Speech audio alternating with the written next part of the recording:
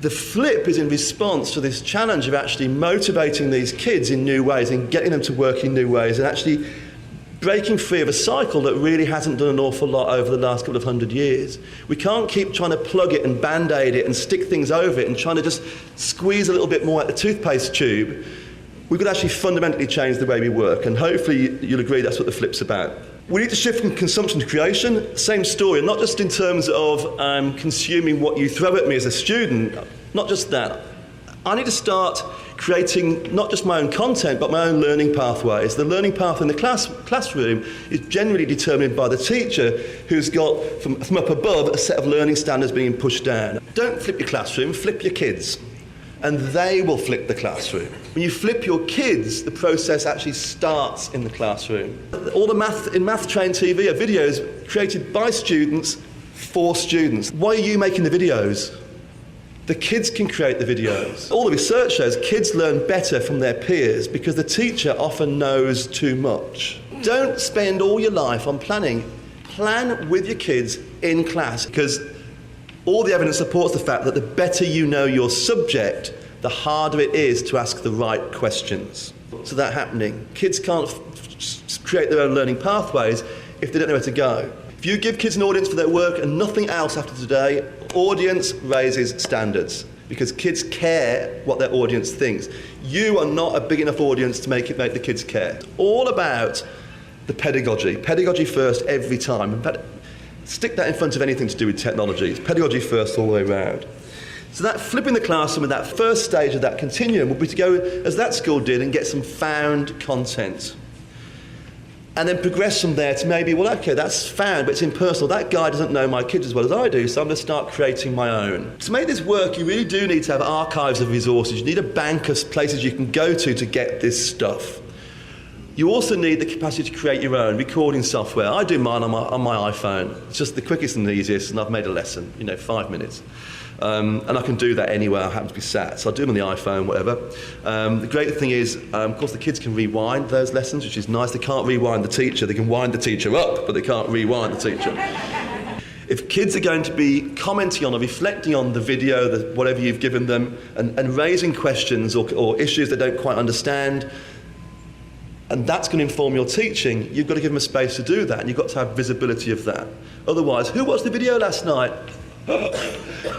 Yeah, no, you didn't. I want to see some evidence that you've engaged with it, okay? And those online environments, I think, are mission critical. Those of you who aren't using online space, flip or not, you absolutely need to be. That's where kids can have depth and quality of conversations that will feed back to your classroom and give you data that will inform your practice, and giving your kids a voice. But the kids have to be critical of everything they receive. They have to learn not to trust the teacher, not to trust the content.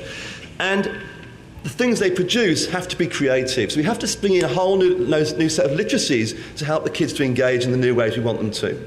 I want kids who are digitally competent rather than digitally confident. And most of our kids are digitally confident. It's like me when I first learned to drive a car. I was driving my mum's, it's an old Mini, it's a battered old thing, and I was really confident. Every time I hit a tree or a lamp, I was really confident. But I wasn't competent, and God forbid I was ever let out on the main road, because I just wasn't competent. I didn't know the rules of the road, I didn't know the rules of the game. And our students don't know. They are confident, but it's confidence from a point of ignorance. Incredibly dangerous for our learners that we don't give them the skills they need to start engaging with information in new ways. So if we want engaged, independent, autonomous learners who are able to think for themselves and are inspired to learn for themselves, the way we're working currently actually stops that from happening. We'll never get problem solvers unless we give kids problems to solve. But at the moment, we're doing it all for them. Okay, this is a quote from Alan November. I think it's great because it's exactly what the flip's about. It's a change in creativity, critical thinking, and a fundamental shift in relationships. Not just relationships within the classroom, peer to peer, teacher to peer, teacher to teacher, but also the relationship with knowledge. So the way we engage with knowledge has to change. Okay, so they're the relationships we're talking about there. The role of teacher becomes more essential than ever.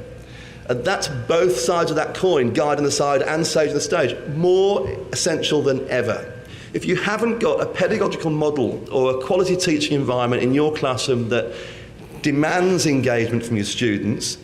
If they're not going to engage in class, they're not going to engage at home watching a 10, 15-minute video or listening to a podcast, okay? They have to want to learn. E-learning is a reason for teachers not to engage. You go back to school, if you go back to school now as people who are into technology, who are inspired by technology, who are creative, and you've learned something new, you go back to school, go, oh, I've learned about flipped classrooms, and it's blah, blah, blah, blah. Because of the nature of your role, and if you start putting an E anywhere near it, 80% of your staff can actually, that's not about me, I don't do tech, it becomes about the technology. So e-learning for me should be these things, about inquiry, empathy, experimenting, explain, exploring, about being expressive. It has nothing to do with something that at any stage in its life cycle has been plugged into a wall. C-learning for me is what it's all about. It's contemporary. Forget 21st century learning as well. Let's just not even go there today, because most of our kids we teach don't know anything else. It just makes us look old. So contemporary, it's creative, it's critical. Construction, kids are engaging in construction, co-construction, they're collaborating, communicating. It's challenge-based, and the kids, importantly, have choice. When they're flipping it now, each student gets between 20 and 80% of teacher support in the schools. The time to student to teacher time ratio has gone right up. And don't tell me if you're not spending more time with your kids and understanding their needs better, you're not going to do a better job of teaching. Teach less, learn more. I'm getting breadth and depth without having to invest more time into the lesson, and there's no lid on learning. Where I want to take it, it's this mass personalisation. When you can give the kids those limited choices within the curriculum, that they can choose their own pathways and take things in directions that potentially lead no, you know, the Black Northern Line, and it ends at Morden. After that, it goes nowhere. So maybe the kids come to a dead end, and that's okay. It's part of the learning journey. You learn by sometimes having to fail.